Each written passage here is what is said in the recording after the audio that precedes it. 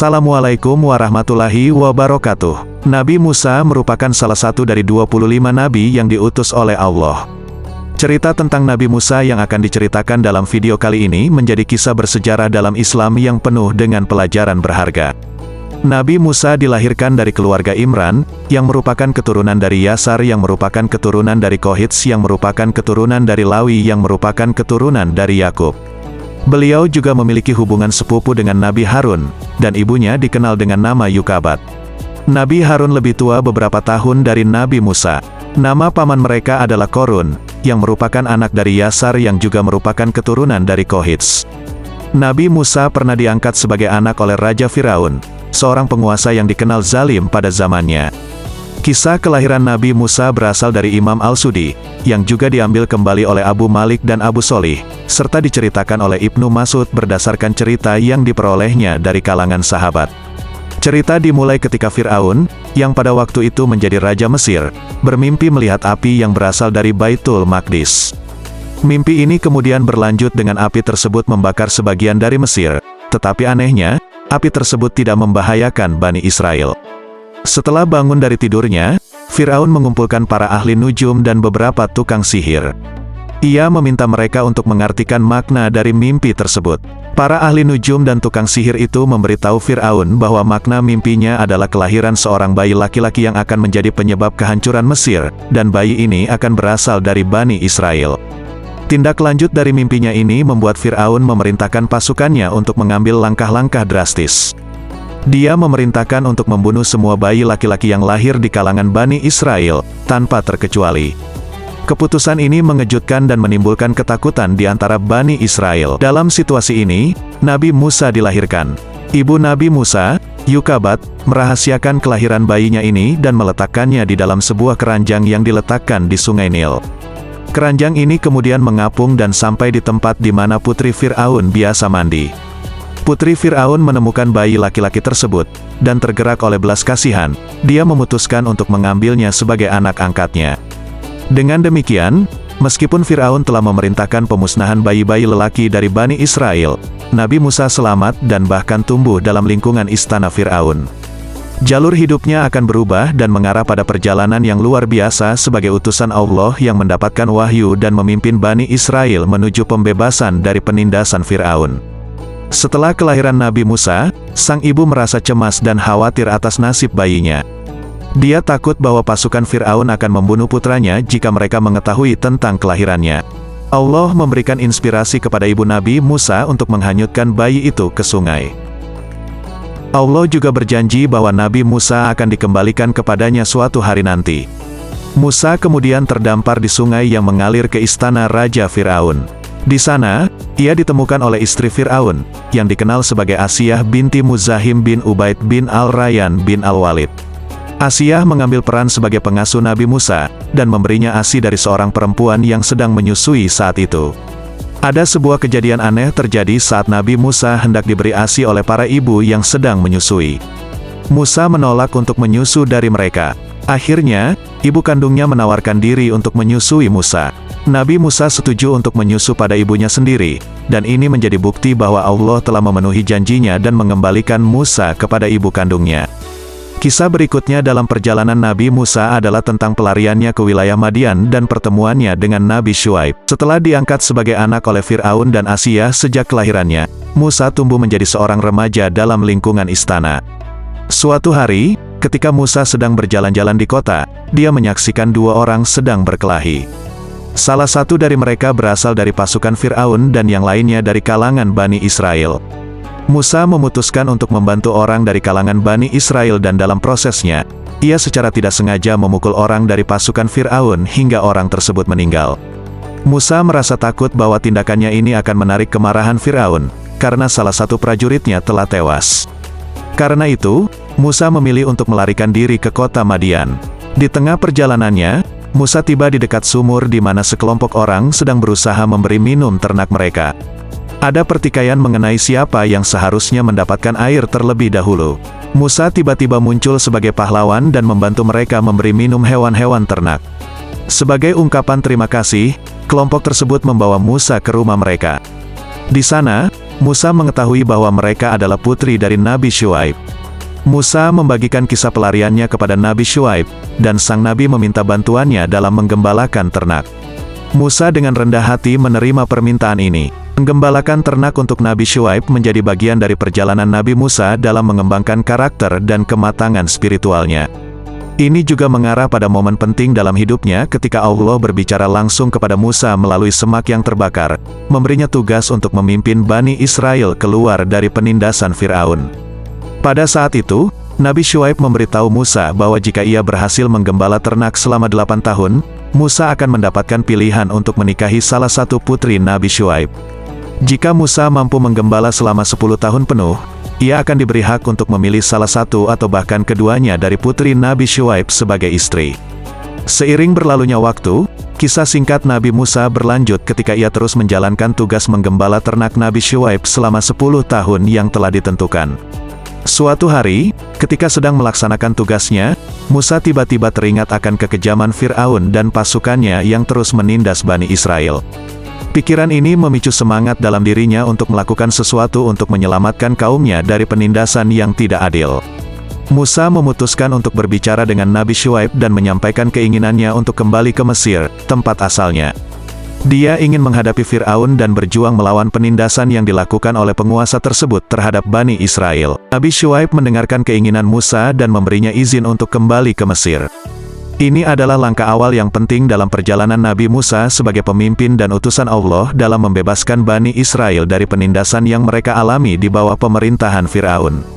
Setelah menikah dengan putri Nabi Syuaib yang bernama Safura, Nabi Musa bersiap untuk kembali ke Mesir. Saat tiba di sebuah bukit di malam hari, dia melihat cahaya yang menarik perhatiannya.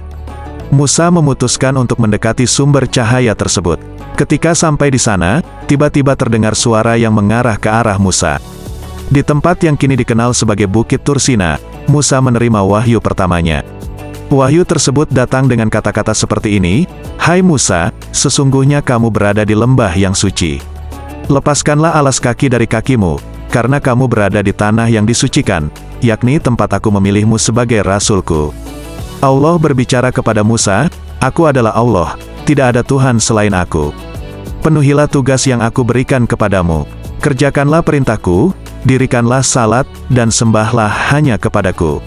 Nabi Musa juga meminta Nabi Harun, saudaranya, untuk mendampinginya dalam berdakwah setelah menerima wahyu ini. Dia berencana untuk meminta bantuan Nabi Harun dalam berbicara dengan Fir'aun.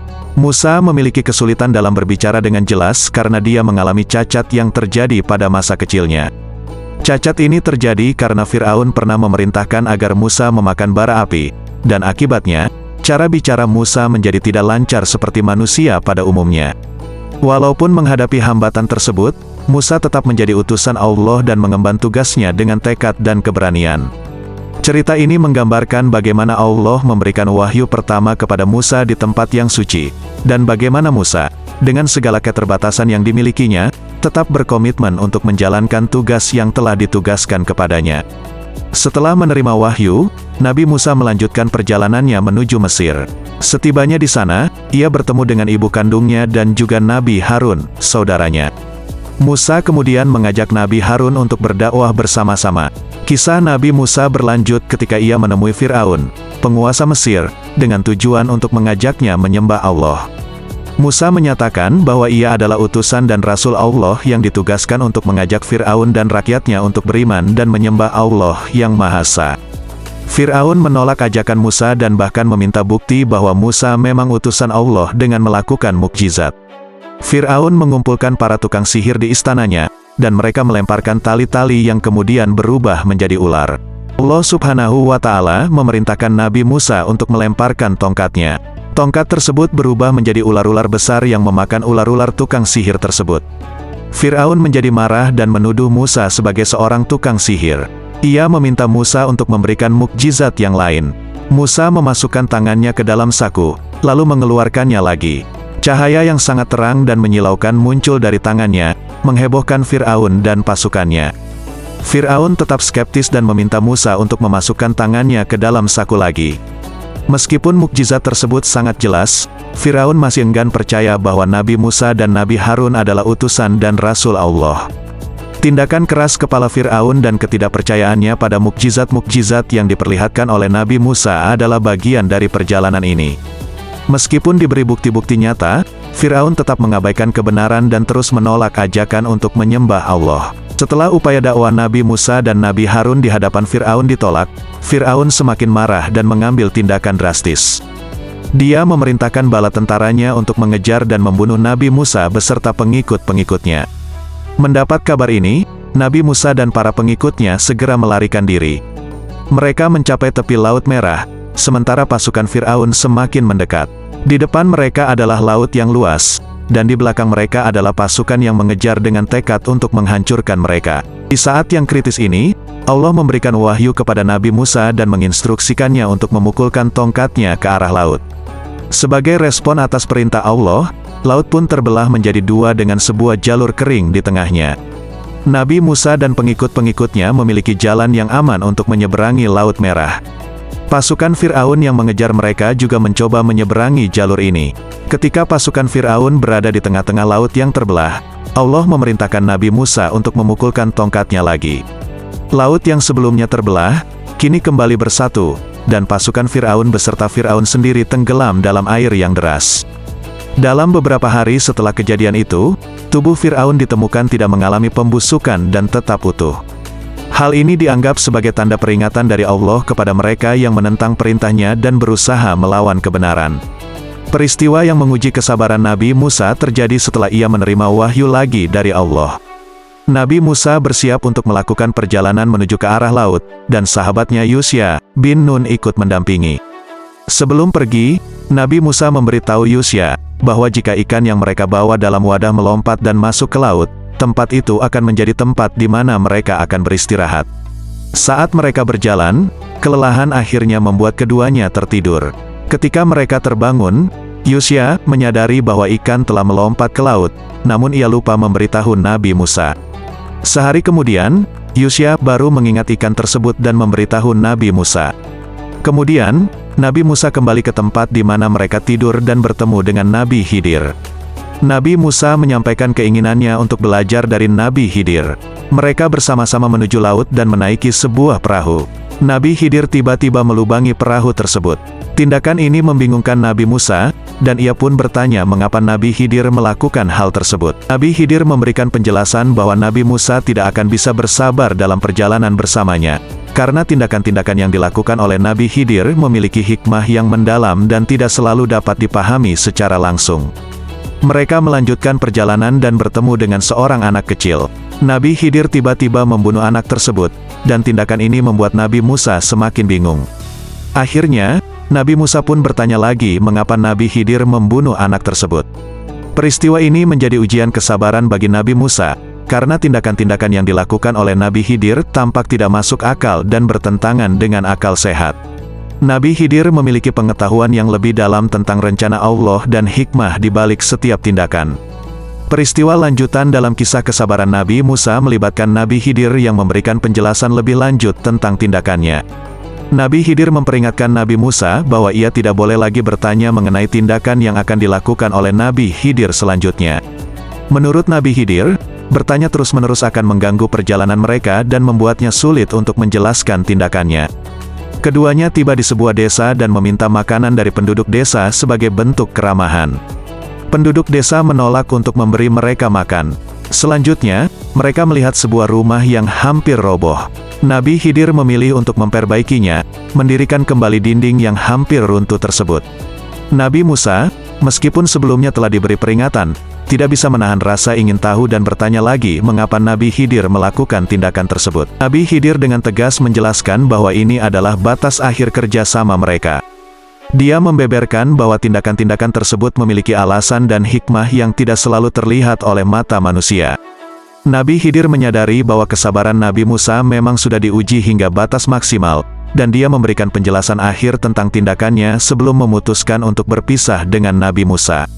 Alasan Nabi Khidir menenggelamkan perahu, Nabi Khidir memiliki pengetahuan tentang masa depan dan melihat bahwa di masa mendatang, seorang penguasa yang zalim akan mengambil perahu itu secara paksa dari orang-orang miskin yang memiliki perahu tersebut.